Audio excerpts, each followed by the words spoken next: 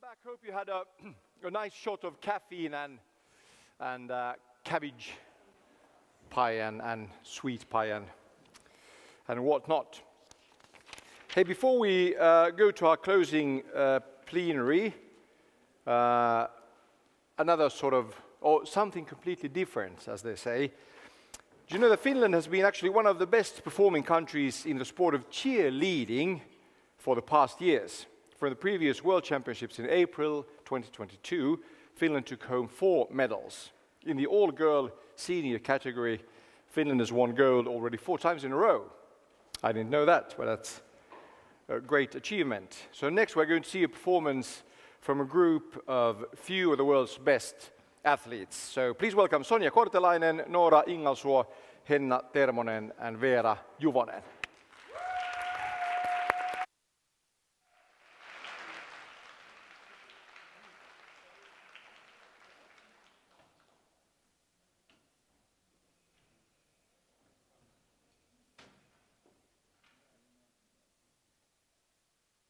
Team Finland Part 4. Welcome to the reality show where we still take that W. You haven't heard Team Finland, make the ones you want to run into.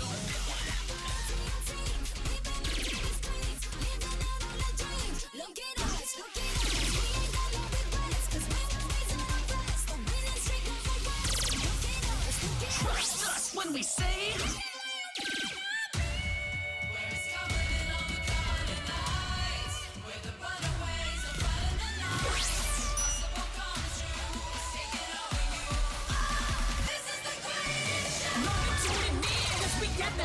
Ratings, yeah, it's Team Finland. Know you searching for a station so that you can watch the world champion, of course. 1, 2, 3 times, and we going for the 4th.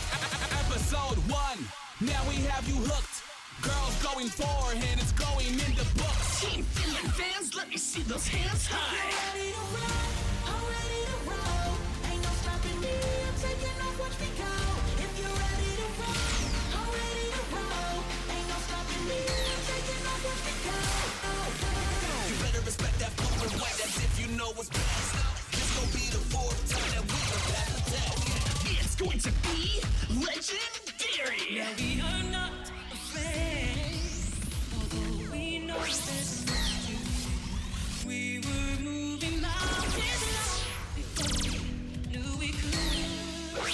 You can hate, I don't relate. I shine too bright to throw some shade. They sweating me like saunas. They fight swelling piranhas. I ain't got time for the drama. I'd rather flip the script, 'cause I'm ice cold and never fold. I'm too legit to quit. Tune in for the show. Season 4 is back. Your local station knows we are on attack.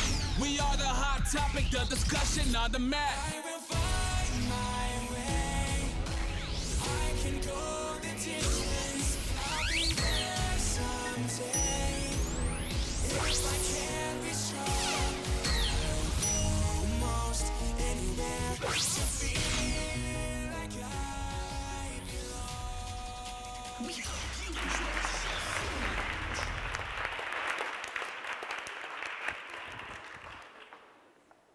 Wow, I sort of became dizzy. I wonder if any of the parents ever said that, could you please do chess or something, you know? It looks a bit dangerous, but anyway, great. No, but I don't wonder why they are world champions. Hey, the closing plenary here in Lappeenranta Hall, it's about to start. So let's invite our distinguished panelists to the stage, and then I'll ask Bettina a bit about what we're going to hear, perhaps. But anyway, hey, and in this order, starting from here, we have there's method to the madness here. So we have, you know, predetermined seating because the technicians have to know who uses which microphone. So there's no ideological or political reason why we have it like this. So Elina Hakonen-Meddings, Deputy Head of Unit Macro Region Transnational Interregional Cooperation, IPA, Enlargement, DG REGIO, REGIO, welcome. Magda, Leszczyna-Rzucidło, pretty well pronounced. Welcome. Area Coordinator, PA Tourism. Helena Tuuri, National Coordinators Group, NCG Representative, welcome. Kolosova, Interreg or REGIO-BSR, as you know from this morning already. Jürgen, Krempin, Hamburg Fire and Rescue Service Department for International Cooperation, head of Unit PA Secure Steering Group, member actually. Yes, that one, yes. Because we need, Grzegorz Poznański, CBS SDG right there in the middle, and then we have Kirsi Alman, Baltic Strategy Point on the flank. Yes, I managed. It's a bit of a mouthful, to go through all the names. And Bettina, so the question is now, of course, the focus of this closing panel is, in a few words, what? It's on implementation. Now we're going to be very concrete. We're going to be speaking to different representatives of working with the EUSBSR on how do we implement. We will be looking at multi-level governance, on embedding, and concrete issues related to how do we actually implement the action plan. Yes. Yeah. And Esa is right over there.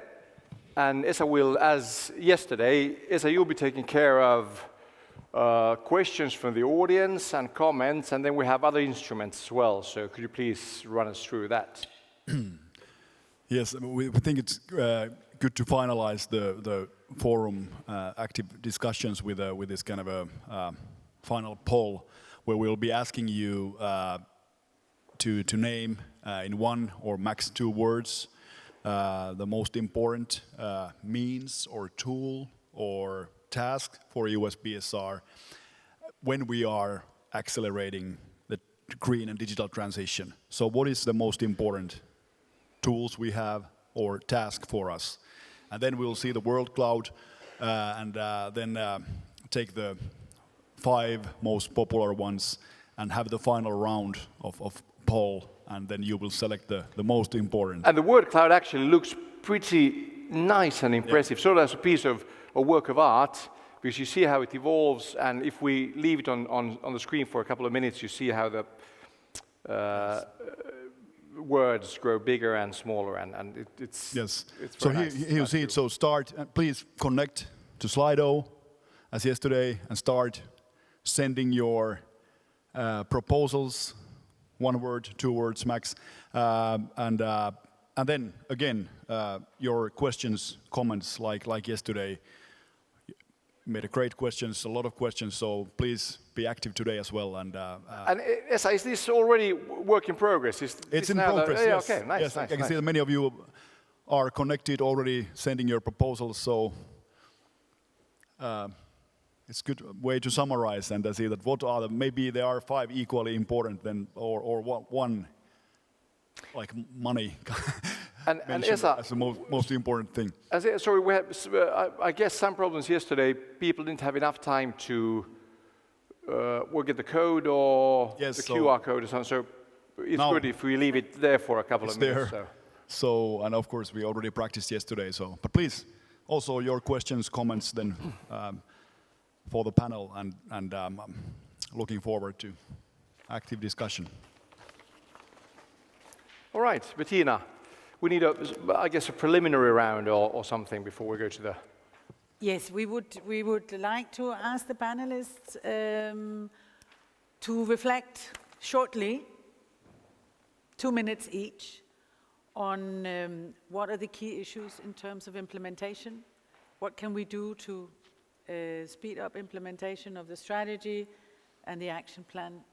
And I think we start with Elena, the Commission, and then we go one by one. And please, only 2 minutes.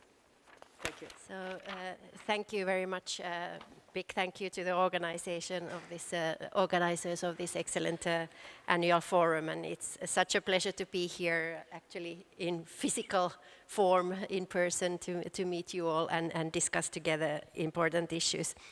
So I work in the European Commission in the Directorate General for Regional and Urban Policy, and there I'm a deputy head of a unit in charge of the EU macro-regional strategies and the European territorial cooperation programs. So I have been very, very glad to hear and also see these words, cooperation and so on, that you have put here. So in terms of implementation, I think the action plan has been revised. The theme of this session is putting plans into practice. Now is really time to move on with the implementation.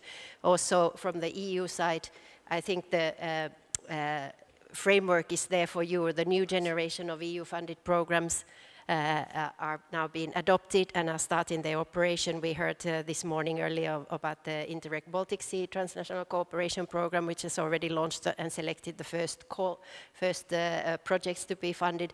So this applies also to all the other EU programs for the 2021-27 period. They are now available. And from the Commission side, we have done the prep work for you as much as we can, making sure that the macro-regional strategies are included in the new generation of EU-funded programs, that you can use those programs to fund your projects and activities. So I think it's about now putting into practice, apply for the funding for the projects that you have planned and prepared. The programs are there, so just to go ahead. Thank you. Let's do the whole round. Let's go from there to here. Thank you so much, and yes, I also would like to say thank you for inviting me and for organizing this wonderful conference. So good to see everyone in person after these long years. So my perspective from the policy area coordinator is, well, first I would like to salute to the strategy and to say that I think when we started with the strategy back in 2009, it was a very experimental concept when we thought that multi-level governments would work, and actually I think we proved that this is the case, and this is the case for sure in EUSBSR, but I think also in all 3 other macro-regional strategies. And we thought that the cross-sectoral cooperation would be the key answer how to make it work. And I think that this, again, we proved that this was the right approach. And with this new action plan that has been adopted last year, we now say that, well, we matured as the EU strategy for the Baltic Sea region. And now that it's established and we know that multi-level governance and this cross-sectoral cooperation are in its center, now we need to go further. And to go further, we need to, of course, strengthen the synergies, the obvious synergies that are there in the strategy. We need to take into account the new challenges that we have, so the climate change, the pandemics. We have to be very agile as a strategy, because when the action plan was being approved, we, for instance, did not know about the war in Ukraine. That is now the key issue in our region. So I guess being prepared for all the other crises that we mentioned in the action plan makes us more agile, and this is again very, very important. There is also this focus on embedding, again the word that we try not to use, but it is there. You already talked about, yeah, there is a lot of funding there, and now this is the key focus to effectively reach out for this funding. And last factor that is personally for me key important is to engage all types of stakeholders on board and to be more inclusive, more welcoming, and make sure that all the stakeholders that we take on board as policy area coordinators, but also as any other EUSBSR actor, that these stakeholders, they feel welcome and engaged, and they indeed feel like the ownership of what we're doing here for the Baltic Sea region. Sure. Thank you. Thank you. Thank you very much. I very much agree with the two other persons who just spoke. It's time now to concentrate on substance, because we had a kind of lengthy period of discussing about governance and institutions and things, and I think that's done now. It's ready, we have action plan, and now it's time to concentrate on substance, really.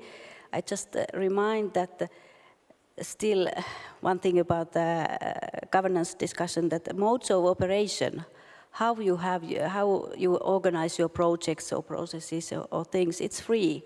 There's nothing really obligatory. There is a short note which NC Group agreed, and it's on the website. That's the only instruction. So you are free to choose how you arrange your mode of operation. Flexi process, you can use that kind of mode of operation if you wish, but it's not obligatory. So there is a kind of change of thinking inside or within the strategy. And then it's up to the NC group to look at the monitoring and reporting framework. It's still a little bit pending. We need to look at it now. We will have new Baltic Sea strategy point, which will help us, and that is actually, we are in a hurry in that, because it's important that all the policy areas begin to then to use that, make annual plans and then reporting, because now it's the time for us all, the strategy, to kind of achieve results and reportable results. And there we need these plans and reports. Otherwise, in some years' time, we are in the same situation as we were before last round of renewals, that we didn't know which policy areas were bringing results and what kind of results, and we cannot afford that anymore. Thank you. Thank you. Thank you. We have kept the clock so far. Thank you very much. I've been trying to, keep track of the time. So go on, please. 2 minutes each. That's good. We're still there. I thought you were stealing my minute. Okay. So definitely, I would again say that cooperation is important, and not only among the organizations that are implementing initiative projects, whatever you call them, but also among the EU funding programs, and then among the EU funding programs and the policy area coordinators, national coordinators, so that there is stronger link and connection.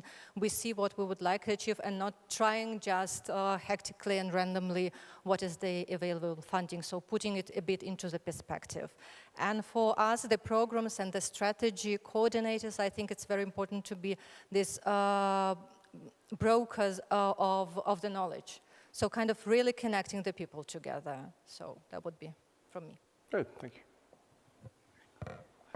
Yes, I think that this fantastic cheerleading show is a very good example of multi-level governance that we have in our region. Even when we talk about one who is jumping, there are others that are needed to support and not to collapse. That is what I would like to say a few words about. That is, today we are at the EUSBSR Annual Forum. We are discussing implementation of the EU EUSBSR Action Plan. But as we said, we have this multi-level governance structure in the region. We have other action plans and strategic plans, such as CBSS Vision and Action Plan from 2021, Helcom Baltic Sea Action Plan, VASAP Long-Term Vision, strategic plans for such organizations as BSSC, UBC, and so on and so forth. Plus, we have EU strategies, general EU strategies and policies. That all needs to be well coordinated. Even with this multitude, I think that we are quite complementary. As a CBSS, we are not only collaborating very closely and co-organizing even this forum with the EUSBSR, but also with the others, with Helcom, with VASAP. So we have pretty good outlook of what's going on in the region. And I always find out that all those strategic plans are very much complementary.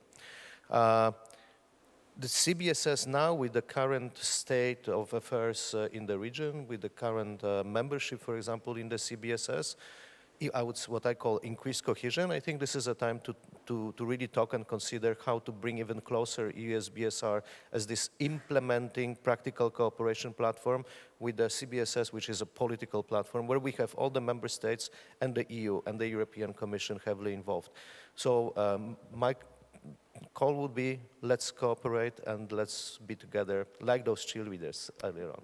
Great. And cooperation is one of the trending words, as is karaoke. So that keep up the good work. Let's see how the cloud evolves. Yes, please. I think it's up to me now. Grzegorz, your last words could be as well my final words. But As you know, I work for Hamburg Fire and Rescue Service, and so I see the activities within the Baltic Sea region from the more practical, operative level.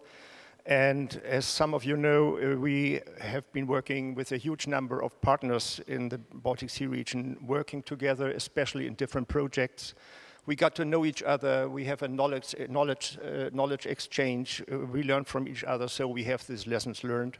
And we have now contact persons. I do the work now for approximately 25 years, 13 years now in the Baltic Sea region. And we have new contact persons. We have new friends, I can say as well, for the future cooperation.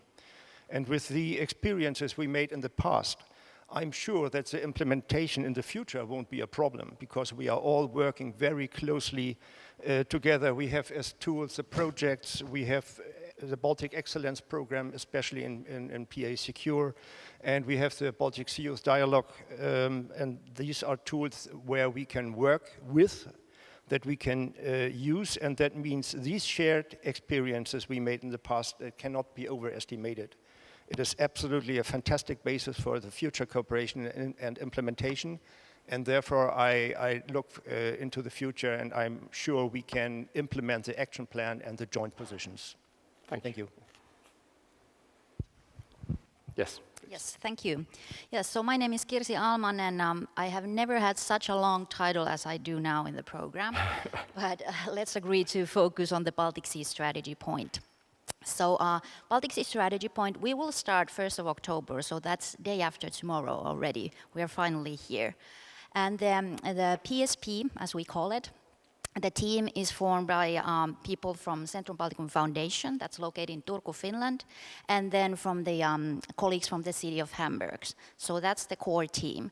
And of course, what we will do is we are providing support for the development, management, communication of the strategy and its stakeholders.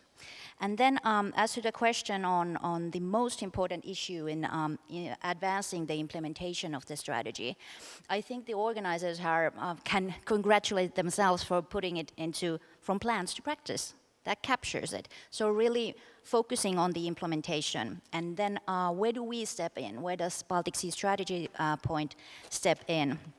We support on a need basis, of course, the core stakeholders, national coordinators, policy area coordinators, and a wider set of stakeholders, so that you can focus on what's really the core thing on your table. So definitely, as Ambassador just mentioned, the strategy point should be seen as a resource. Please use it, and actually it's for free. So that's a pretty good offer, I would say. I would also like to highlight that what we need to do among ourselves is to internally communicate even better, so that we know that what we are doing, what you are doing, and so that everybody understands their own tasks and also the role in the system. I think that's the whole kind of like the reasoning for or one of the reasonings at least for the revision of the action plan, to make the structure more clear so that we have our tasks and our roles. Thank you. Bettina. Thank you very much to everybody. I would like to ask a specific question to Kirsi. Now you are in your new role, the news member on the block. Can you say a bit more about what you concretely will do to help with the implementation? Yep, thank you for that question. Yes, definitely. Let's start with technical management support, for example, for the national coordinators group. So very basic things in preparing meetings, decisions, and such. And of course, we will kind of work hand in hand with the presidency, currently the Swedish colleagues. So that's one part. Then when thinking about policy area coordinators, what we have actually done already, even though we have not officially even started yet, we have worked with the policy area coordinators in forming the rules of procedure for the steering groups, for example, these kind of practicalities. One might think that it's easy to put up a meeting and to discuss and such, but one might also know that facilitation and support is really needed in many places. And when thinking of cross-sectoriality, that was something that was raised at least this morning in the funding session. So that's definitely something that we will put focus on a need basis, of course. The way we want to work is we want to include people from the very first day. So whenever we have a task from the national coordinators, we will do it so that we will invite stakeholders to take part in the planning from the very beginning in order, again, to increase the ownership and such. So definitely the big word there is participatory way of working, inclusive way, and then listening. I think that's a key word as well. Listening and really understanding what others are saying, putting effort on that. Thank you very much.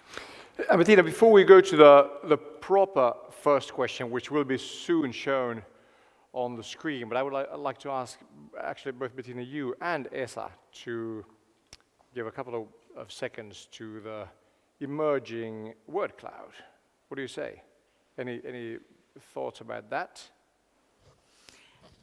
Other than karaoke. I think I will jump the one on karaoke. Yeah. But I think it shows relatively well, you know, some of the topics, stakeholder participation, concrete action, political will. Yeah, so I think it reflects very well what has come out of the sessions here, yeah. Esa, as well.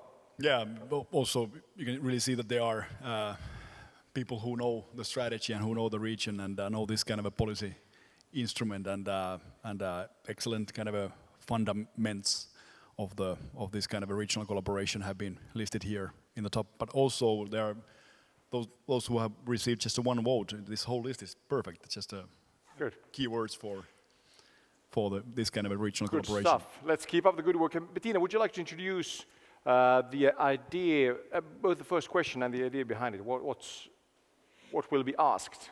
Yeah, this, as we said earlier, we're focusing on implementation. This is going to be the key focus of this discussion. We have 3 questions which all center around implementation.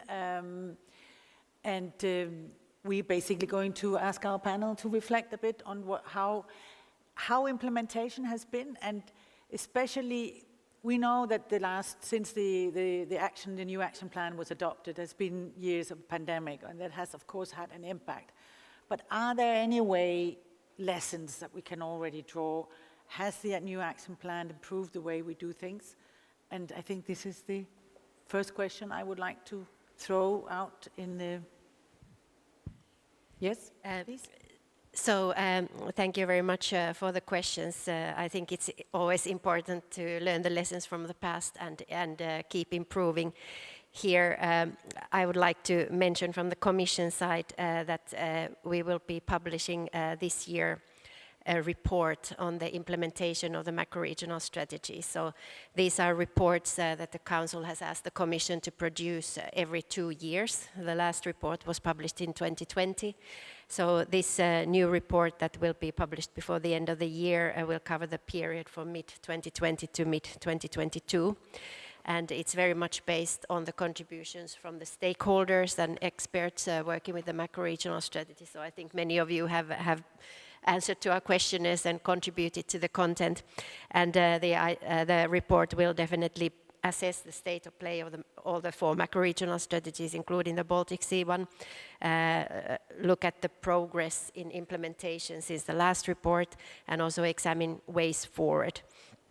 And normally we expect after the publication of this Commission report that the European Council will also give their conclusions on the report and on the implementation of the macro-regional strategies next spring during the Swedish presidency of the Council.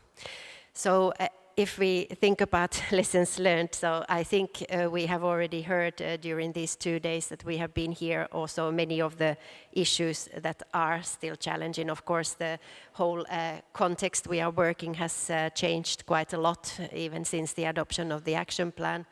We've had the pandemic, we've had the Russian attack on Ukraine, now we have really energy issues on the agenda. I mean, even today, the Commission has published the next package of sanctions against Ukraine as a response to the recent events. So that we are living in volatile and uncertain times, so it is sometimes difficult to see what is the right thing to be doing. But I think the action plan still gives a very solid basis for us to continue with the implementation. It tackles the big things, the green and digital transition, answers to the social transition as well, and changes that are happening. And I think we have discussed in these last days the challenges that we should pay even more attention. So definitely energy issues are higher on the agenda. We need to cooperate even more. We need to stand really together in these challenging times to show solidarity and work together. I particularly like yesterday in the energy session, our colleagues from Norway were very much calling for cooperation in the Nordic area, because they of course have a very different situation from the energy point of view. We need to increase the involvement of the civil society and young people in particular, because they have a bigger stake, of course, in the future of this region. We need even better coordination, even better networking, and also really translating the political will to concrete actions. And I really want to see now the plans moving into actions, projects being implemented, actions being implemented, and financing to be sought also from the EU funding programs. Thank you. Thank you very much, Elina. Yeah, the next one, please. Yes, so I think that what we've learned definitely these past 2 years is that the strategy and the policy areas and all the actors who are working with the strategy, we are all very much interlinked, but also interdependent. So one cannot really exist and work properly without the other. We need everyone engaged, and engaged to all various types of activities that we execute in the strategy. So I would say there are no activities that are solely foreseen just for one level of governance. I understand that, of course, there are different activities foreseen for national coordinators group or the steering group within the policy areas, but still some sort of interaction, communication, and engagement of other types of actors, no matter what type of activity we are performing. This is crucial, and this is a must. And I think even more important now, because as you said, the past 2 years, when we started with the new action plan, this has been the pandemic times. So unfortunately, and it's like an external factor, but we, I guess, lost some people, you know, along the way, because not everyone felt confident with online interaction. Not everyone felt engaged as they used to feel engaged before, when we had more in-person exchanges like we do today.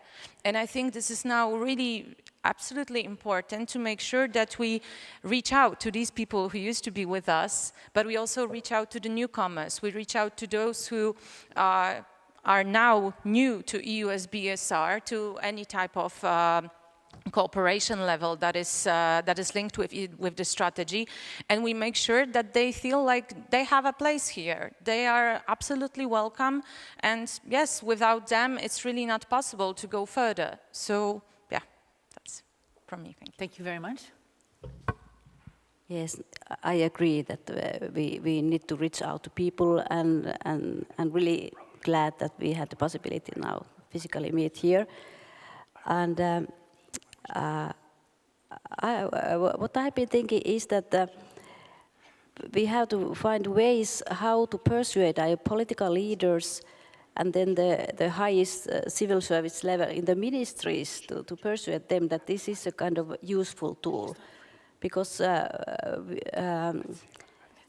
the policy areas are not only lacking funding for projects, but there's also this question of human resources, especially in the ministries, national ministries. On regional level, local level, and civil society, it's different. It seems to be more interest and more understanding that this is kind of usable tool, and it's a good idea to put resources here and work within the strategy. But in the national ministries, it's more complicated because all these difficulties, pandemics and war in Ukraine and everything new coming every day. So they are concentrating on working on other levels in EU and bilateral meetings and things, and it's difficult to keep up this kind of way of cooperation. And again, I say that when we begin to produce kind of results which we can kind of write, make report, and this has been achieved, I wish it will be easier. Thank you. Yeah, I think I would pick up on the importance of communication. This is what I noticed with the changed or revised action plan. It's much clearer, it's more straightforward, and this is what we need actually to show to the stakeholders. We talk so much about the stakeholders, but sometimes I feel that the strategy still remains a closed club. It's a lot of buzzwords, and not everyone understands what is the essence, what is behind the big political visions that sometimes are set not even for the Baltic region, but for the EU, for the global arena. So people here do not always know what is actually wanted by their governments, because they are eager to contribute, but the essence sometimes is missing from this communication. So we have to be very clear. And then from the other side, I think there is still a lot support and political will is needed from the government side. So what is there for them from the strategy, what they would like to achieve, how they would like to change their countries through the EU strategy. So it should not remain on this too general political level. Sometimes I'm really missing what is the essence for you, what they have learned as well, not only us, not the project implementers, but what they have taken, how they benefited from the implementation of the strategy. Super. Thank you. In general, looking at the implementation of the action plan from the CBSS point of view, and we are active together with our colleagues in PA Secure, I think that it's going well. Let me put one particular challenge that I see. The revision of the action plan sees the functioning of the horizontal areas, and let me focus on one particular that was previous horizontal area, climate. Today this is a big challenge for Kirsi, for Baltic strategic point, to really make sure that the climate is embedded in all the policy areas. This is really crucial. This is really crucial because that's where the strategy would have a direct link with the big EU program and funding. I think in the previous session we've heard, most of those programs are related this way or another with the climate. So that is important not only for the embedding climate in all EUSBSR activities, but also to get direct access to the big funding, big EU funding. I've already mentioned before, it's really important. Climate is basically present in every other action plan in the region. I mentioned HELCOM, Baltic Sea Action Plan, VASAP long-term visions. This is everywhere. So the kind of the coordination and stronger embedding of the climate is one of the, should be in our focus. And it's not only, I said, big challenge, because formally this is Baltic strategic point that should make sure that climate is embedded in all policy areas. I'm quite confident about the PA Secure. We implement Sendai framework because this is, PA Secure is really mirroring our civil protection network of the CBSS. So I'm confident about the PA Secure. But this is really effort for all of us, and also for the political level. What Elena have just mentioned, we have to make sure that political level understand it well. And with a CBSS, we can offer a good platform for such a discussion, that the politicians will hear very well stakeholders, and stakeholders will understand very well what the political level wants. Thank you. Yeah, thank you very much for your positive estimation about the work in PA Secure. All my colleagues, especially MSB and CBSS Secretariat, are working very good in PA Secure. That's my focus I have as PA Secure steering group member. And we learned a lot. You are asking about the key lessons we learned, and the problem we had to cope with a lot of obstacles. Is it COVID? Is it climate change? Is it war in Europe? Just to mention the three main tasks we have to cope with somehow. But I'm sure we need more cooperation. Especially the example of Russia. Russia shows that I'm not sure if we did not cooperate enough, but with the colleagues from especially St. Petersburg, one of Hamburg partner cities, sister cities, we have to cooperate. We have to work together, and that is something I see as a key lessons learned from 2020 with the new action plan we have. We have some good instruments. We have excellent tools. And we are working on the action plan, and we are working on the joint positions that the Directors General agreed upon. And so I would say, keep calm and let's continue the implementation. That's one of my main points, and maybe I can have the opportunity in one of the other following questions. We need more capacities. We need more staff working in the Baltic Sea region. We need probably more funding, but that is something I would like to come later on. Thank you. Keep calm and carry on sounds familiar. Yeah, exactly. Good message. Let's finalize the round. Yes, thank you. Maybe a couple of things that I could add to previous speakers. I noted that, Magda, you used the word interlinkage, interdependence between the stakeholders. And definitely those do exist. But I think that relevant processes for, let's say, some communication issues, management issues, let it be climate mainstreaming, those have to be created. And that's the kind of our offer to stakeholders, that we can be the ones initiating those things together with you. And then also coming back to Grzegorz on mainstreaming climate, as you pointed out, is an effort for all of us. So definitely, yes, Baltic Sea strategy point, initiating things, bringing together also CBSS, CPMR, and all the other acronyms, as we have those a lot in the region. So definitely doing it together.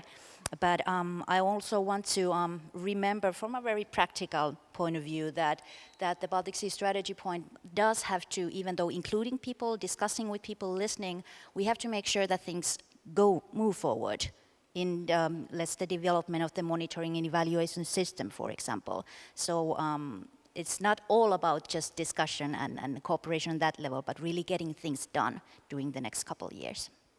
Thank you very much. Bettina, do you think we basically got the answer to number 2 as well? I think so. Effectively? Yes. Hey, what about turning to the audience? What do you think?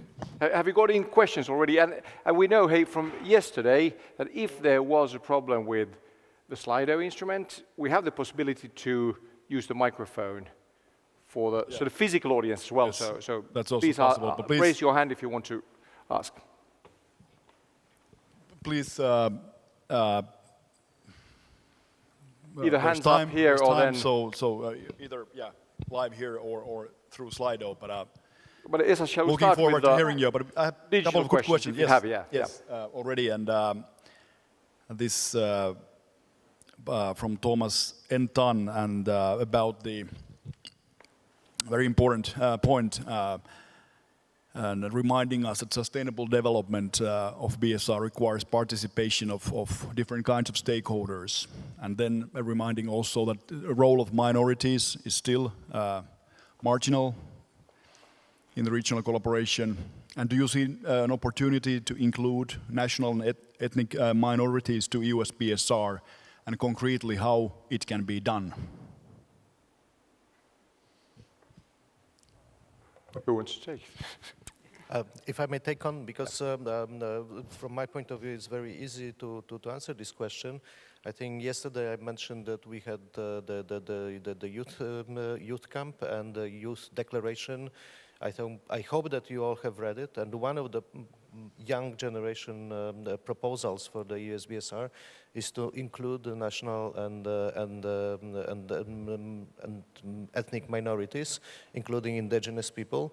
That's what the young generation sees as an important factor to have even stronger support for the strategy, for the goals, and the kind of sense of ownership in the broad society's ownership of the goals of the strategy. So I could only see yes. How it should be done, maybe that's the question to the colleagues that are representing national coordinators. But definitely that's something that we should think all over the strategy. Anyone else? I see people looking at me, national coordinator, but I really don't have the direct answer to this. Yes, it's an important question. I understand why it has been posed to us, but actually, so far, I think it has been up to its national coordinator when they are kind of looking at whatever question that they have to keep these, especially these minority questions in mind, all kind of as part of the national view. And then in the national coordinators group, we must remember to take this into account. At the moment, it's not written anywhere. I think it goes without saying. But yes, I take it on board, and we have to think how, if this should be institutionalized somehow or not. Until now, I think it has been kind of part of the overall thinking. All right, yes, thank you for those. If we have more questions online first, or then of course we can check out for the raised hands here in the auditorium as well. Nothing yet. Maybe just, this is first, not question, but just kind of showing this. This is kind of a comment, then going to one question. But Raul Malk reminding us that it's very important to realize the potential of steering groups in policy areas to really connect stakeholders, national, regional, NGOs, research, youth. And this is, of course, underlined also in the new EUSBSR action plan, but very important reminder. But then a question here. Do you think the current problems with pandemic, economic challenges, and conflict in Ukraine are threats or facilitators for cooperation? Big one as well. Who would like to start? Please. So, well, of course, I would love to say that I don't want any of this situation to happen, but since they are already here, I think they are actually about to foster the cooperation in the region, because we all feel that this is now the moment when you need to put all the efforts and bring back all the resources that are available and make sure that we use all the people who are willing to commit to fight with the current crises and shocks, as we called them yesterday at one of the sessions. And I think that this could eventually be like a driving force for being even closer together, for finding again the sense in the whole Baltic Sea cooperation. Because in the 90s, when there was such a huge eruption of all the networks and cooperation formats that we've seen in the region, that was because, well, here in the Baltic Sea region, the East was meeting West. Yes, we were connected once again after this many years of an iron curtain and the problems that we faced, and everyone felt so good and enthusiastic about it and wanted to do more.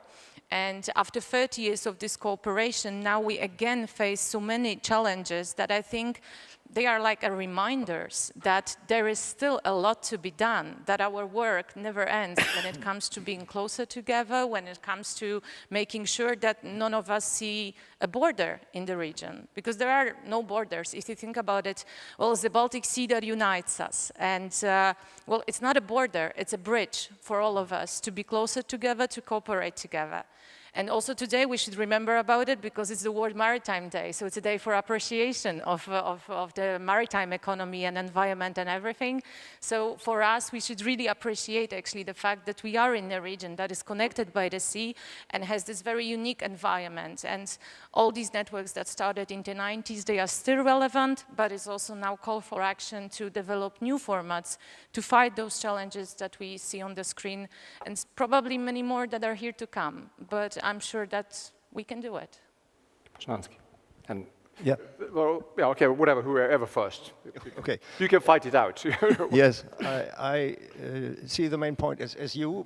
The Baltic Sea is a bridge between the countries, the Baltic Sea region countries, and we discussed especially the conflict, the war, Russia-Ukraine, in the steering group, PA-Secure steering group, and we came to the conclusion that now it is not just a facilitator for cooperation, but it is an accelerator. It is pushing us forward. So we need more cooperation. And so at least this war in Europe is a factor for a stronger and better cooperation. That's especially from PA Secure. Well, as I say, don't waste a good crisis, and that's a lot of that at the moment, of course. And the EU, of course, thrives in the age of crisis. So I mean, that should be used and that, to its benefit. Yeah, but that is exactly what the experience we made in the last decades. As long as nothing is happens, then there is no need to give money or to build up any disaster management structures. For example, when we had the disastrous flooding in Hamburg in 1962 or 61, like this, Helmut Schmidt, the former chancellor, built up a new ministry in Hamburg just to be able to cope with storm tides. You have to have an incident, otherwise nothing will happen. Exactly. And as sad it is, this is now the possibility, this is now the event we have in Europe to foster and to work on and to accelerate our cooperation. But I think a good point. We need we need a crisis, because the thing is the same with fighting COVID. All of mankind knew we would face a pandemic sooner or later. Were we ready for it? No, of course we weren't. We needed to go through it first in order to. But Poznański, you wanted to cut in. Now you're stealing my thoughts. Sorry for that. We are working too close with fire department in Hamburg. On PA Secure, but I would say that the current situation and the current crises are really the facilitators of the cooperation. When decision makers come to us and they say what we can do, we are very bluntly saying the plans are here, the EUSBSR, the other plans are here. We know what we should do. Actually, we should do those things even faster than we envisaged. And actually, we had already good examples. I think today, everyone is seeing what is happening in the Baltic Sea exactly this week, talking about the maritime security, talking about the civil protection. These are very actual tasks. And if decision makers come to us, we say, we have plans. Actually, we would be very glad if we would get money and implement them even faster.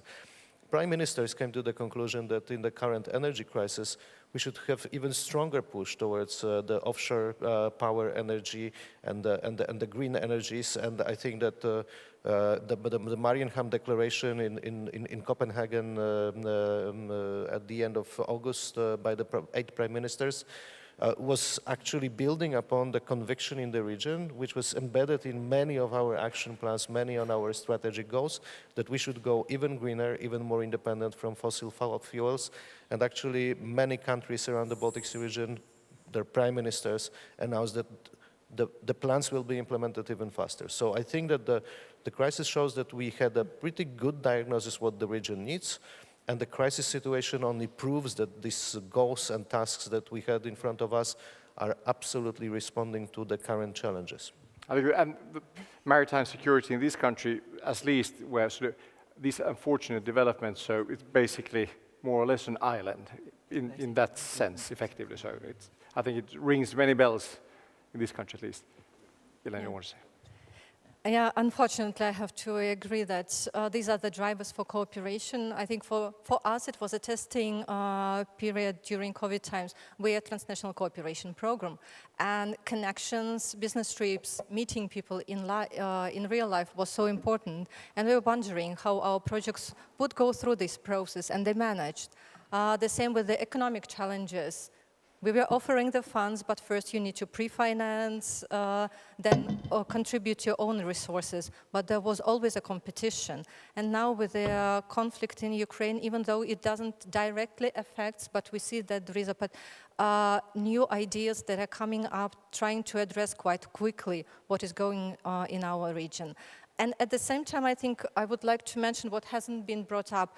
We have to remember about everyone being included in this process, because there are stronger organizations, there are stronger stakeholders who can make it easier or who can adjust easier to the crisis situations. But there are different ones who need special support from those who are more experienced ones. And this is where I think we also need to adjust. We should not just keep up on implementing what we have planned to do, but we need to adjust and see what is really needed at the moment and what are the important steps for the stakeholders.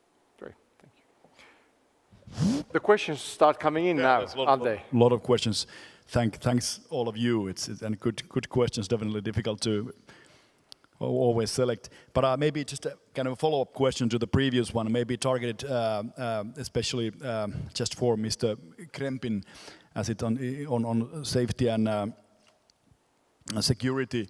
So that now when we have faced this kind of a situation in the region that there's war, the BSR country is attacking its neighboring country, and there's a threat of using nuclear weapon, and what's happens currently in the Nord Stream. Would there be a need for kind of a updating, strengthening the risk assessment, and somehow now immediately pay attention in EUSBSR to this, or what have you done? So maybe just for Mr. Krempin, this follow-up question. Yes. Yeah, of course, we have to be prepared.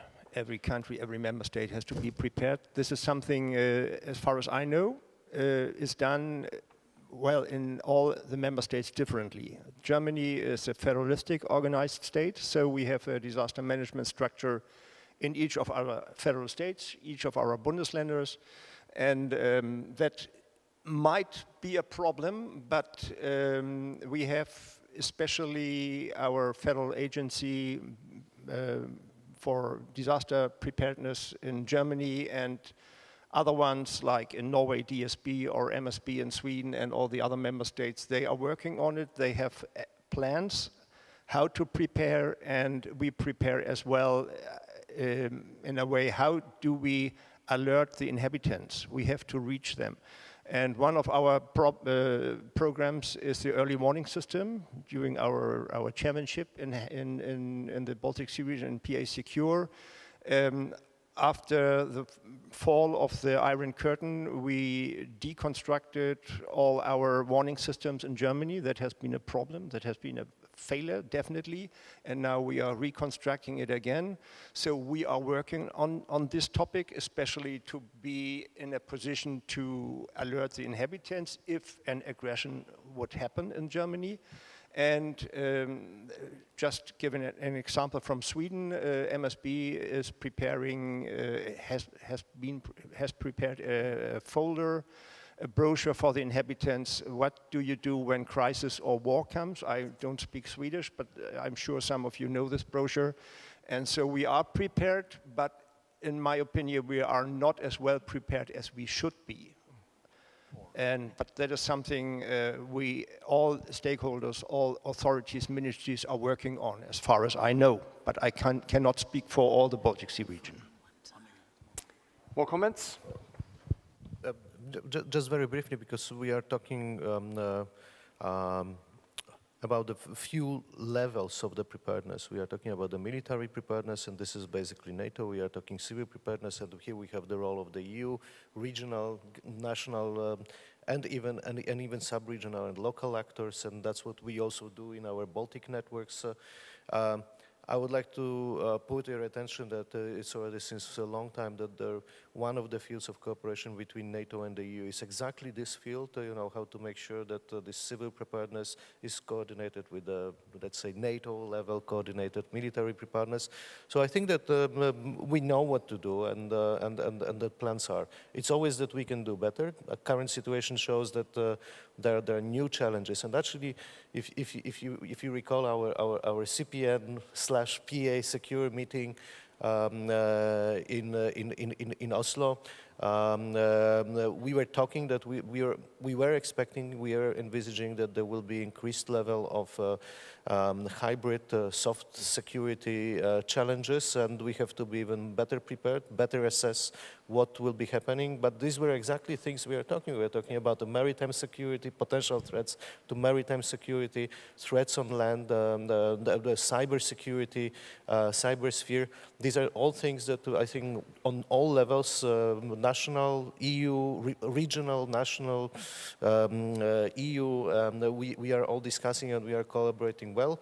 One of the very good examples is that before we had only occasionally the participation of DG ECHO in our CPN network, CBSS CPN network. Now DG ECHO declared that they will participate in our meetings. So that's only the clear example that a lot is being done on different levels. Probably a little bit better coordination is needed and better streamlining of effort, including the financial effort. Because if we'll on all levels start spending, there will be not enough money. But if we will coordinate between different levels, there should be enough money. Yeah, maybe adding here, I took part yesterday in the, or as a listener, took part in the discussion on social security, dealing with cyber things, elections in Sweden and such. And also there was a perspective from the perspective of private citizens. So I think that's, even though now we are here as such and with levels and such, the role of private citizen in being ready, taking care of the passwords, for example, and such. And also in Finland we have the 72-hour, it's not a rule, but kind of like you should survive for 72 hours if something happens. So those kind of like really low private citizen individual level preparedness, that's I think many very crucial part in being prepared as well. More comments to this question? Anyone? Yes, I think we can take the next one.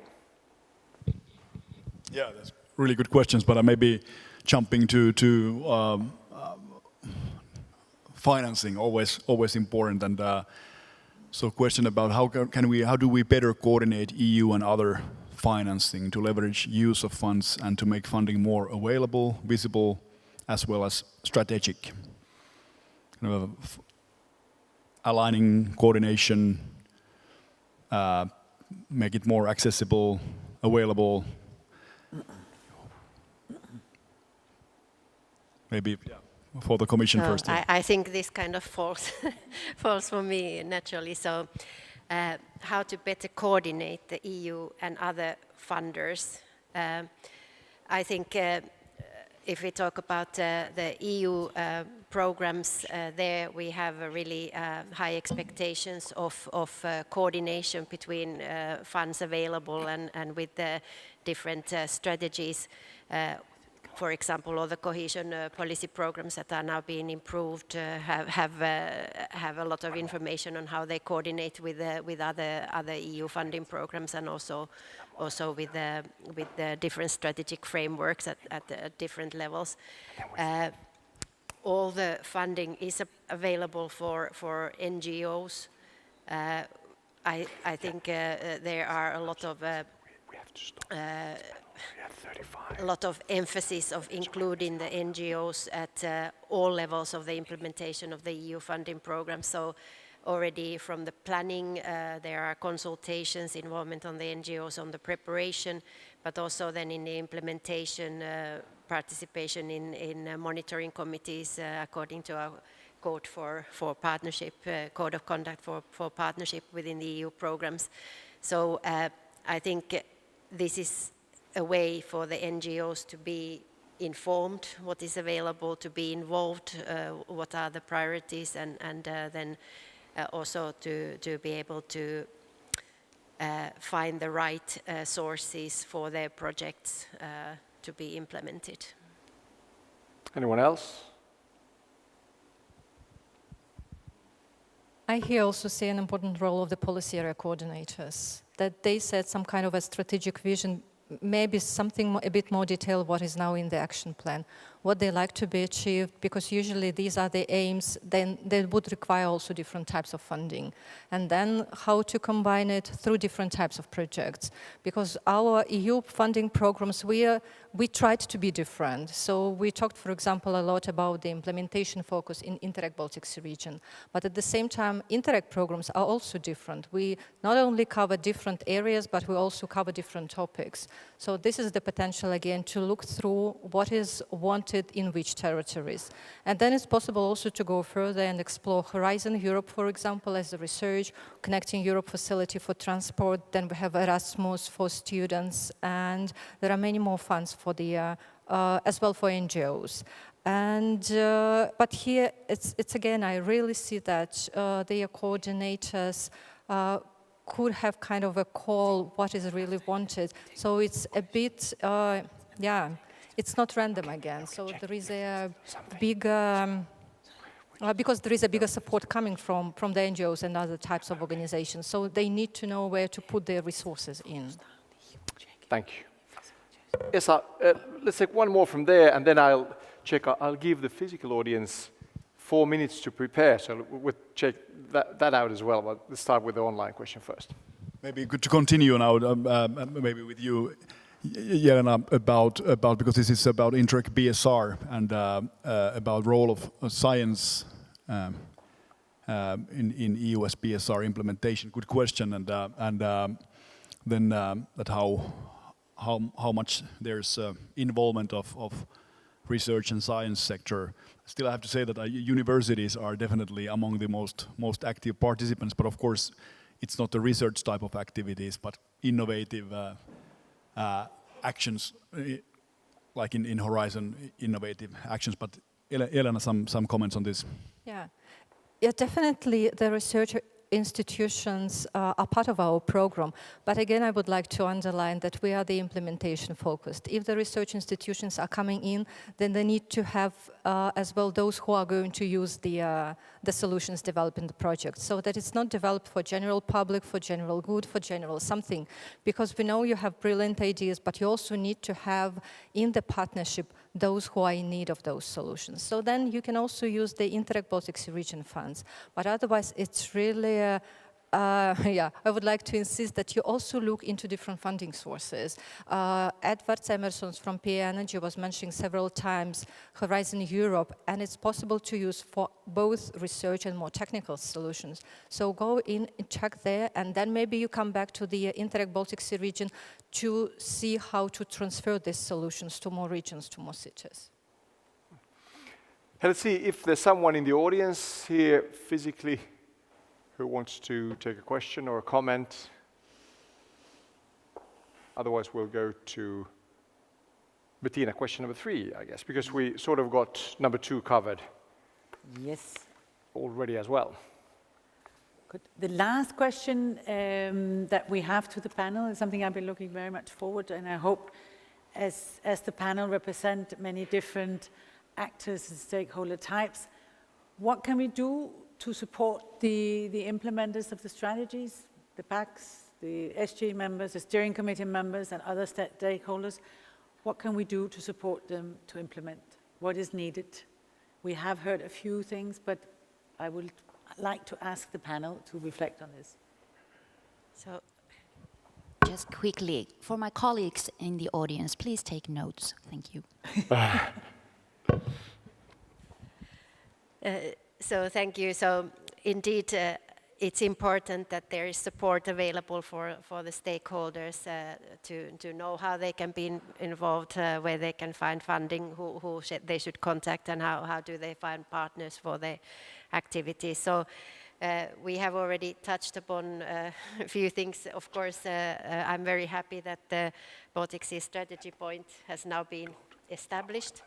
I have very high hopes, and I wish you all the best for now that you start officially your activities from 1st of October.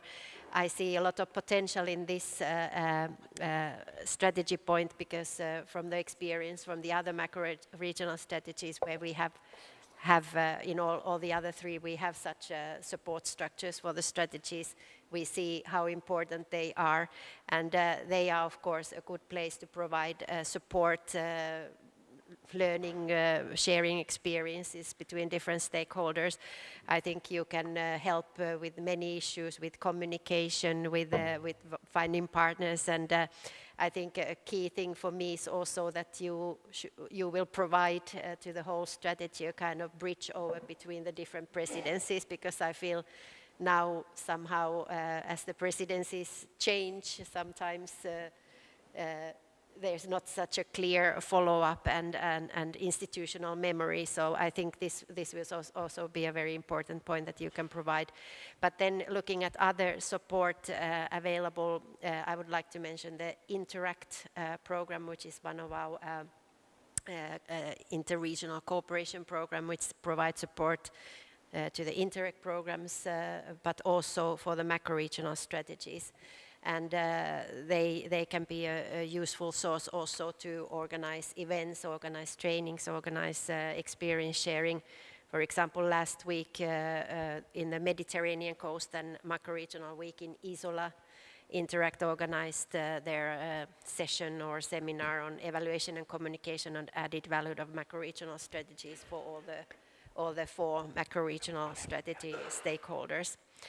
And I think it is important also for the macro-regional strategies, because they are such unique tools, if you like, to be in contact with each other and to learn from each other. So I think this is already happening. For example, the establishment of the Baltic Sea Strategy Point, I think, is very much based on the good experiences from the other macro-regional strategies. And we are organizing different types of opportunities for the macro-regional strategies to come together. I would like to mention maybe the EU Macro-Regional Strategy Week, which we have been organizing in Brussels for 3 years now, and we will be organizing also next year. And the idea of this macro-regional strategy week is really that all the 4 macro-regional strategy stakeholders can come together. They can discuss with each other the topics and challenges that they are having. And also during this week, there's a possibility to organize your own session. So, I mean, if the PACs and action group members from the various macro-regional strategies want to discuss together, for example, how they are implementing energy projects in this challenging situation, you can have those people involved from the four different strategies together and sharing experiences and learning each other. And of course, from the Commission side, we are mainly, I think, supporting now the national coordinators group, but we are also available if needed for other types of support. But I think there are things available, probably more is needed. And if you look at the funding, how to apply, we heard this morning from the Baltic Sea Transnational program how much they are offering to potential applicants, matchmaking sessions, information on website, all kinds of sessions and training. So that is available then through the programs that you might be applying for. So I think I'll stop there for now. Thank you. Thank you. Yes, so I would say there is never enough expert knowledge and capacity building for the policy area coordinators, but also for the steering group members.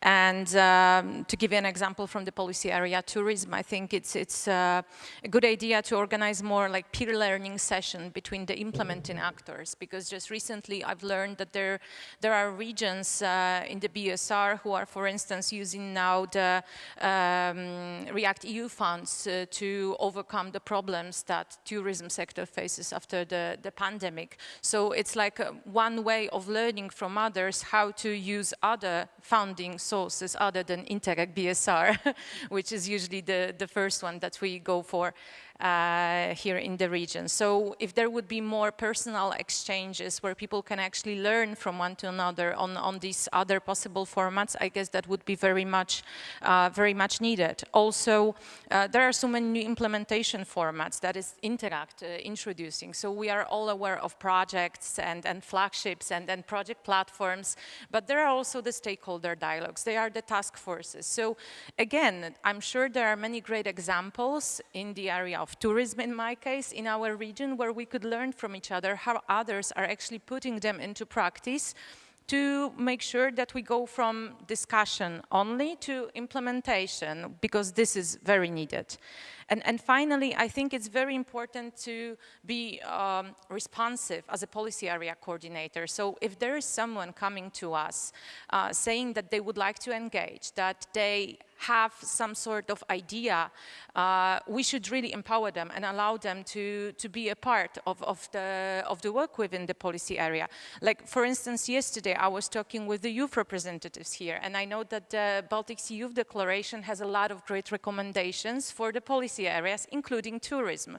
So immediately what we did, my colleague from policy area tourism from Oulu, she's here as well, so we talked, okay, on 1st of December we have the Baltic Sea Tourism Forum. Save the dates. So let's invite these young people so they can actually present these recommendations, and with the experts who will be there engaged in this event, we will jointly think how to make them work, how to come from declaration into action. And this is just my policy area, but I'm sure the other policy area coordinators will be working in similar formats. But I guess this is very important that we empower all the stakeholders and make sure that, yeah, everyone feels involved, and by that we also learn as within our policy area from all the knowledge that is there in the region. Question number 3. I agree that learning from each other is the essence, and then the strategy point, of course, has a key role in coordinating and arranging all kinds of meetings and seminars. And there is Interact as well, but I think it's a good idea, especially now when strategy point kind of is beginning its work, that it is strategy point who is now kind of looking and selecting the seminars and things which are most important to us, because not everything what outsiders like Interact is teaching is not totally suitable to our strategy. And then I have to say that it's up to us NCs. Implementation is mostly up to policy areas and PACs. So we are doing these other things like trying to catch politicians to interest and things like that. But it's actually up to us as well, the NCs, to kind of discuss with PACs. We have this coffee with the presidency. I think it was a very good idea from Germany, and I hope it will be kept. And then nationally, at least in Finland, we meet every now and then. It's not only PACs, but more broadly the stakeholders who have some role in EUSBSR, and I think that's quite useful as well. So we learn from each other, and we find out what's happening, and if there are problems or news or something like that. That's one thing. Thank you. So I think everyone should take actual responsibility for being supportive to the implementation of the strategy. maybe for us, someone thinks that it's quite natural. We are called Interreg Baltic Sea region, so that's why you are. We're made for EU, the Baltic EU strategy for the Baltic Sea region, but it was the other way around. So we just felt internally in the program responsible for being the connector between the policy area coordinators and our projects. So I hope to see more engagement also from other EU funding programs, other funding sources that they would like to feel engaged and welcomed to be in contact with the coordinators and be a supportive hand. At the same time, what we also do, we also bring together the projects that can support the policy area coordinators. But then there should also be a cooperation between the two sides. It's never a one-way street. There should be also this open atmosphere in the policy areas that wait for those who are implementers. And I think it's very important to connect much stronger to those who are implementing the actions on the ground. It's not enough to come once or twice during 3-year project implementation to the meetings. We would like to see better connection, stronger connection of the results, uptake to the steering groups, because this is things that have been done. They are ready. Please take them over to your regions. Yes, and of course we are in our position of Interreg Baltic Sea region, we will benefit from this much stronger connection to the policy area coordinators because we provide the so-called technical assistance to them, also to the Baltic Sea strategy point. But what we often do, we ask what actually you need. How else we can support you as policy area coordinators? Not often that we hear a very clear answer. So be also open towards us, what actually you need. And I don't think that it's an answer, we need more money. We heard already from Jürgen Magda, there is a lot of money. You need to find a way how to use it. So we're here to support you in using this money. Good. I can only echo what Magda have said about the youth. I've already mentioned the youth declaration. It's not accident that we talk about the youth so much. It's the European Union Year of Youth, so it's more than relevant. The youth declaration contains, as Magda pointed out, a very concrete proposals of the youth inclusion, but more importantly, concrete proposals for initiatives and work for the each policy area. So. If we are talking about, how we can support the involvement of stakeholders, I would say, please read the declaration and let's work on inclusion of youth as much as possible. And we had the fantastic examples in PA Secure already of that. I could talk for hours about the real projects that we are taking up together with youth. It's very good to hear the PA tourism proposal already that they will take up on those. There are plenty of good proposals for each policy area, so it's not that the youth wants to have a seat on the table, but they have a real contribution, very innovative proposals to make, and let's do it together. Good, thank you. Well, what can I say? All of us love to work in the international field. That's the plenary, these are the panelists and all the other experts. That is something what is uniting us. We know about the daily work in the international field. We know the problems, we see the advantages, and we see as well the benefits. The problem I see is that the work all of us are doing, we do at least a huge number of us do it additional to the daily work. And that can be a problem. The work is quite often not seen in your own organization, is not recognized, and probably they do not see the benefit for their own organization. Why are you working in an international field? Is there any use for us? Is there a benefit?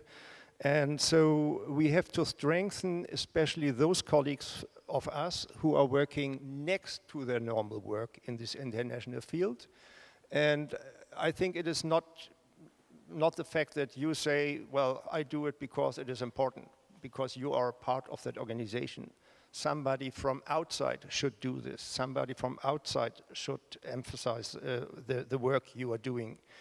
Otherwise, the international activities might be seen just as an additional burden and additional task we have to do without any benefit. So to be honest, I think those experts working in this field need more staff. I know some organizations have maybe enough, but as far as I know, and the talks with my colleagues come at least in my perspective to the solution, to the result that there is not enough staff working in the international field, and therefore we need funding. I don't know if that funding has to come from the EU, but that funding has to come as well from the own budget of the organization. But that is something that has to be solved quite early, in my opinion. So you see, I don't have a satisfactory answer for that question, but maybe this is a motivation for a vivid discussion later on. Good. Thank you. Can I have the liberty to close this round in a way? Okay, good, thank you. It's your privilege sitting on the flank. Yes. So. Yeah, exactly. Summarizing. Summarize. Yeah, no, seriously. Yeah, as the Baltic Sea strategy point, definitely we feel the expectations, but we also feel trust, definitely, to start this, because there is a desperate need for this kind of structure, as was mentioned by Elina, for example. And really trust is the basis for all cooperation, definitely. So good connections with, let's say, for example, policy area coordinators, the Swedish presidency at the moment, and such already exist. But of course, there's always room for new contacts, new cooperation, ways of cooperation. And not forgetting those that Magda mentioned, that there might be people that we have left behind, organizations we have left behind at some point. So inviting those people and organizations back to the work. And then referring to what Jürgen here said about resources, and we know, resources, we need people to do the things. Just very practical information for everyone. When thinking that, yes, Central Baltic Foundation, together with colleagues from around the Baltic Sea region, we have worked in Let's Communicate since 2016. And last couple of years, we have had one full-time employee at Central Baltic Foundation, and then those colleagues in other countries, other organizations, with some percentages. Now what we will offer is really 5+ people to work with these stakeholders in this framework. So the difference between those two will be huge, definitely. So, yeah, thank you. Thank you very much. And Bettina, before we go to the poll and the word cloud, I would like to hear perhaps your reflections at this point as well. Yes, I have picked up a few points from the panelists, and I think some of the important things that we are hearing here is in communication. There needs to be better communication. There needs to be better communication of what we actually achieve. So without that, the strategy doesn't sell what it does. And the crisis here is maybe an opportunity to do something seriously about how we communicate. Also, that I think there was a very important point from one of the panelists, that the countries involved in the Baltic Sea strategies communicate what they actually want to do. Why are they in the, what do they want to do with the different policy areas? I think are very important issues for the Baltic Sea strategy as such. Then there are more operational issues. I think we hear from the PACs or the policy area coordinators, we know that they do not always have an easy life as a policy area coordinator, because they are very alone. Sometimes they spend most of their free time working as policy area coordinators. We need more support for them in their organizations from national, regional governments that can be in terms of staff or funding, but sometimes it's maybe more attention and focus and appreciation of the work which is being done. I've learned a lot about PACs during these 2 days, so that was good. So I think those are some of the key points I picked up so far. Good. Thank you. And Esa, I know we have a poll and we have the word cloud. You choose the order. We have to go through them as well. We still got a good 10 or 10 odd minutes here. Right. So based on the first question, where we were asking you to name the most important task or tool for EUSBSR in the acceleration of twin transition, and now based on that list of some dozens of great tools and tasks, we then took 5 most popular ones from that word cloud, and now there's a poll active in Slido where you should then select what is the winner, the most important means or task for the EUSBSR to implement green and digital transition. A networking 0%. Yeah. So we already are. You are already very confident and networking happy where we are. We have strong networks, well-established networks. But yeah, please, all of you vote, and it's still active for a couple of minutes. Yeah. 5 minutes? 5 minutes, yes, and then we see. But it's good, it's happening all the time, something there, so it's the most alive. important, or is it equally divided? But Esa, let's come back to this after a few minutes and see how the word cloud evolves. No, the word cloud will not come. This is the result of it. This was the result of the word cloud. Oh, they emerged. Okay, now there's so much I learned during these 2 days. but anyway, so Bettina, should we have now sort of a final... A quick round of final comments from the panel? The key words. The key work, I think the Slido there really highlights the key thing now. We have done a lot of planning, preparation, discussions, networking, cooperation. Now people want to see the concrete action. So I fully support that now is the opportunity, and we need to work together more than ever. We have a lot of things to do, and let's get on with it.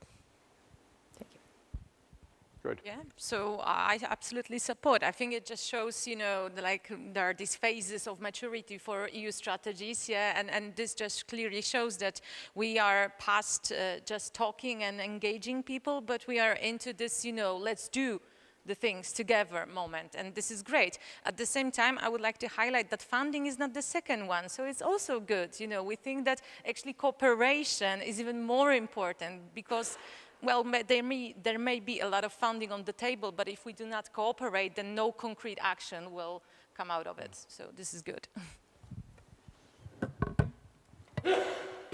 I also totally agree with everybody here that the concrete actions, they are now most important. And cooperation, yes, of course. I just have to remind that creating and doing these concrete actions, don't forget the indicators, because they have to be measurable. So in order to be reported, in order for us to be able to explain to our political masters and everybody what we have achieved. Right.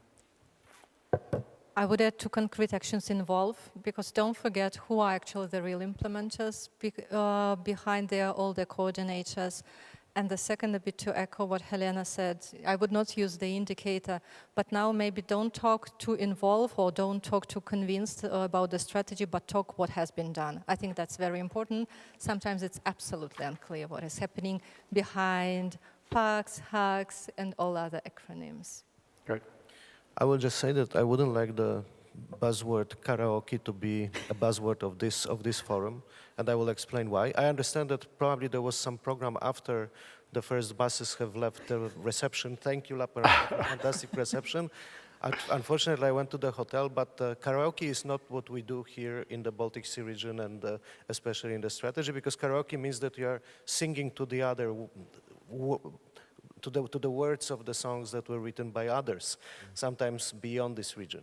What we do here is we write our own songs. So that's how the strategy works. That's how all this cooperation works.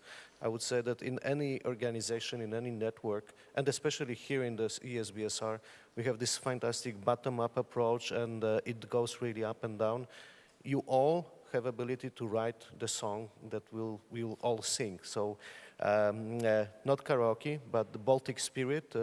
And let's be proud, because we are the region that has this cooperation, and not only among the member states and the EU, but really bottom-up cooperation, one of the best, if not the best, developed in the world. So let's be proud of it, let's make use of it, and let's write our own songs and sing them together. That's great. And as we said earlier here, the Polish and the Czech delegations showed the way last night, according to Andriy Martinenko at least.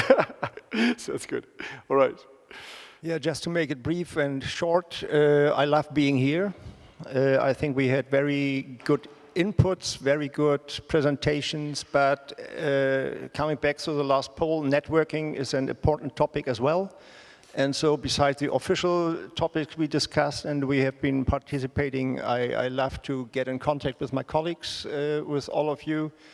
And for me, it was a very fruitful, very good experience being here. It's not my first annual forum, but it was my first time as panelist here in front of all these experienced experts and colleagues, and thank you for that. And well, that's all. Good. Thank you very much. Yes, even though the Baltic Sea strategy point is kind of, it's in the spotlight now, and it should be, of course. Just want to say to each and every one of you that definitely we need you. The Baltic Sea strategy point cannot be successful and fulfill all the tasks that have been mandated to it in the action plan if we don't work together. So definitely the door is open, and let's sing together. Thank you very much. And these were, I guess, the final words of this session. I think so. Yeah. Because we can the panel is wrapped up. Should we give a big round of applause with the audience? And thank you for the questions as well.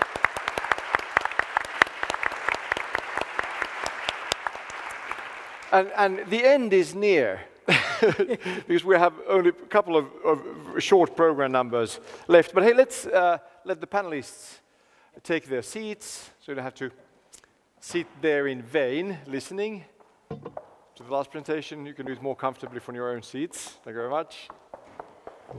And let's much talk about the youth aspect here, as we have heard. So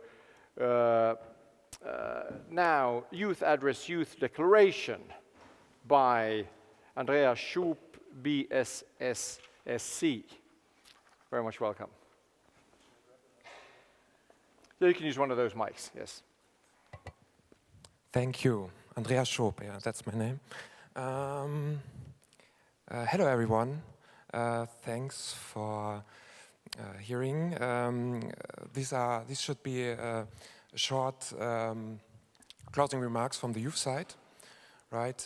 Maybe a brief info who I am. I'm Andreas Schoop. I'm BCCC elected BCCC Youth Board member. So the BCCC Youth elected me to participate in the adult board, and there we had the chance to discuss and to think about how to make the Baltic Sea better on a sub-regional level. But also I'm an active part in the Baltic Sea Youth Forum, or the advocacy group connected to the CBSS. And we already heard a lot of really lovely words from the plenary towards the Baltic Sea Youth Declaration, but shortly I want to also, you can see the QR code, you can scan it, and then you have like the whole document where all these good ideas are standing. We have collected over the Baltic Sea Youth Camp. The Baltic Sea Youth Camp was, so to say, the youth preparation for this event, and there the aim was to produce these valuable recommendations and ideas. And there 20 young participants from diverse backgrounds came together and discussed, and it was funded by the Erasmus Plus program. But the declaration was also a bit more. For example, I was unfortunately not able to participate at the youth camp, but I was able to take part in the process over the advocacy working group from the CBSS. And so there, in the declaration, there's also included earlier declarations, advocacy working group recommendations, and even what I said, the Baltic Sea Youth Camp 2022. So roughly more than 200 young people contributed to the declaration, but in this 200 young people, there were also Baltic Sea youth leaders that are like presidents of youth councils or representing a larger group of youth. So the passive group is even bigger. So keep that in mind when you thinking about reading the declaration. We are really happy about it. When you read through the document, I think it's really nicely designed and you can grab the most important points really fast.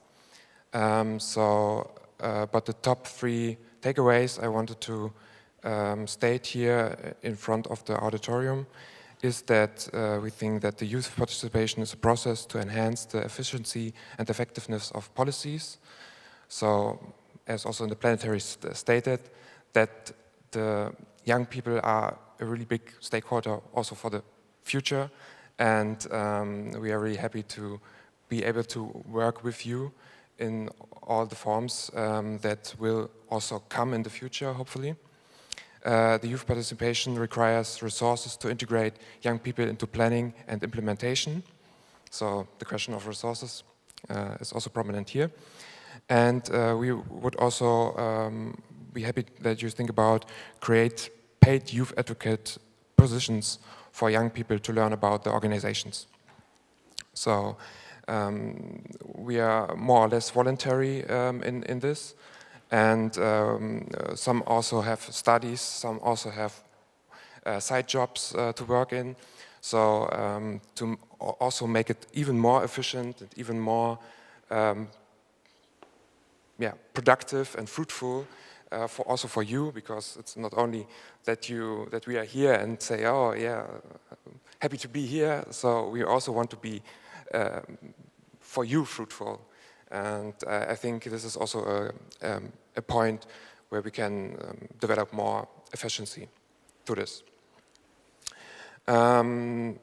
So there are so much more points in the declaration. I cannot go through all of them, unfortunately, but as stated, we talked about every policy area, and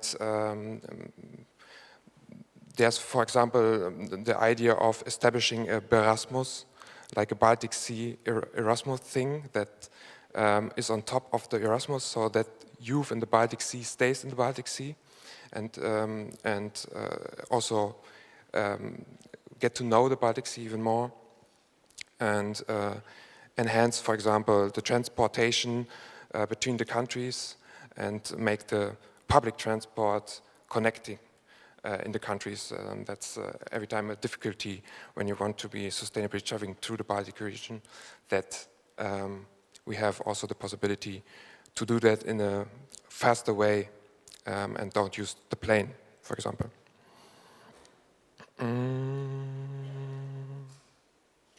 Yeah, I think that should be the short wrap up for the youth, from the youth. And thanks for letting us being here with you these days. It was a pleasure that the youth delegation could participate in all the plenary sessions and so on, and also in this lovely evening yesterday. Some of you also participated in with partying and karaoke. It was really fun. So thank you very much, and that's it. Andreas Schulp, thank you very much. That was the Baltic Sea Youth Declaration, and thank you for physically taking down the average age here as well. We certainly need it, as we have heard. So you did it sort of in a most concrete fashion. That's good. Hey, now our final program, because we're here in Lappeenranta, so of course we have the regional mayor, Ms. Satu Sikanen, closing the forum. So welcome, and wrap this, not the whole day up, because you have sessions after lunch, but this morning so far. It's all yours.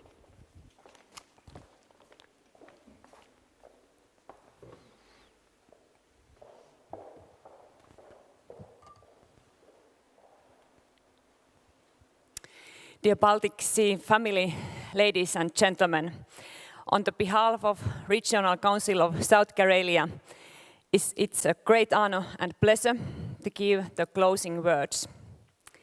What a joy and privilege it was to have the 13th EUSBSR Annual Forum to Lappeenranta and South Karelia. When Foreign Minister made the great decision about 9 months ago and gave us an honor to arrange forum in Lappeenranta, Europe and the Baltic Sea region looked different. During our forum week, the Baltic Sea has become a playground of geopolitics. Dear friends, like our Foreign Minister said yesterday, keep calm and implement. When you go back home, you can tell your loved ones that you have visited in the easternmost region of EU. On the right side of the border, life goes on steadily and peacefully and well prepared for changing situation. Dear friends, going through these times we need unity of EU countries and unity of Baltic Sea region more than ever. That's why the forum was just now very relevant. The joint discussions and the sharing the views were really needed. I've been especially delighted the role of youth in this forum. If we could something to put in practice afterwards, it's the voice of youth. It should be more clarity in future planning and implementation. Dear guests, the geopolitical situation is pressing South Karelia to rethink and renew our regional economy. The building economically and ecologically sustainable and safe society is the joint challenge for the whole Baltic Sea region. In South Karelia, we want to show the way, not only to follow. Especially in matters of clean energy, clean water and clean air, we have a lot to share. The research will give the solutions and the public sector can enable, but in the end, the private sector has the crucial role in achieving the goals. That's what we should always remember. Now, finally, I want to thank everyone here in Lappeenranta and online for joining the forum. Thank you, our high-level speakers, performers and classy moderators. And special thanks to the great organizers, City of Lappeenranta, CBSS Secretariat and the Ministry for Foreign Affairs of Finland. I wish all the best for our achievement of the prosperous, connected and green Baltic Sea region. And let's continue to support Ukraine.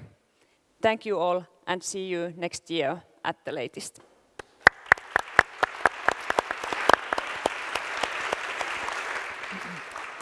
Mayor Sikanen, thank you very much. It was a good, encouraging ending to the session here before lunch. And now, I think, Bettina and Esa, it's time for us to say goodbye and wrap up. And you know what? Unfortunately, we're 10 minutes ahead of schedule. If someone, feels angst about it, I think you might appreciate it after two intense days.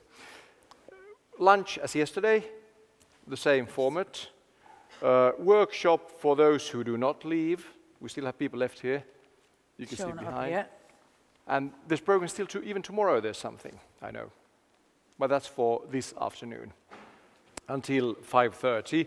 And then there will be 2 buses to take participants to the railway station at 2 o'clock. The buses will leave from the lowest O2 or -2 floor. It was a pleasure. I mean, we did this in Turku 2 years ago, and now we're back here again on the other side of Finland, which is This was a nice great change of pleasure. pace. Yeah, I think it was great to be here, and it was great to be here this time physically. It was a very different experience last time, where the 3 of us were in a television studio. Yeah. It's been great. Yeah. Thank you to both of you. We have to do it again. Yes, absolutely. Yes, and really important to be here.